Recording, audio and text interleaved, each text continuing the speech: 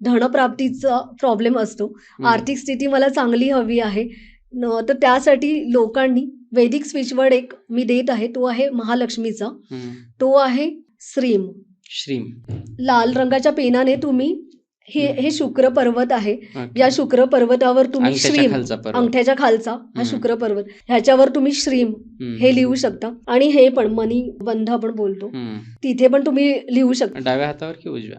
हे नेहमी डाव्या हातावरच करायचं, कारण डावा हात जो असतो ना ते रिसिव्हिंग असतं आणि तुम्हाला सारखं चॅन्ट करायचंय श्रीम श्रीम श्रीम. हा मंत्र आहे धनप्राप्तीसाठी. तुम्ही ऐकलं असेल ओम श्रीम नमः हा मंत्र पण आपल्या महालक्ष्मीच्या पुस्तकांमध्ये आहे. पण फक्त श्रीम श्रीम फक्त बोललात ना तुम्ही तरी ते व्हायब्रेशन्स तयार होतात आणि ते तुमच्या सुप्त मनापर्यंत पोहोचतात आणि तुम्ही त्याप्रमाणेच तुम्हाला धनप्राप्तीचे मार्ग उपलब्ध होतात.